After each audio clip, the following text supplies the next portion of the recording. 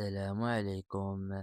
موعدنا مع مواجهة قوية في الدور 16 من كأس إفريقيا 2025-2026 بين منتخب تونس ونظيره منتخب مالي. مباراة حماسية ينتظرها عشاق كرة القدم الإفريقية.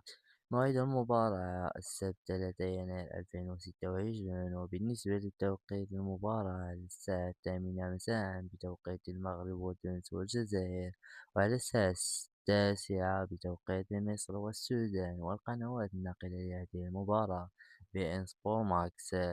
الملعب المستضيف لهذه المباراة هو ملعب المركب الرياضي محمد الخامس بالدار البيضاء في المغرب. وفي الختام شاركونا في التعليقات من تتوقع أنه سيفوز، هل تونس ولا مالي، وكم بتفوز في هذه المباراة. ولا تنسوا دعم الفيديو باللايك والاشتراك في القناة.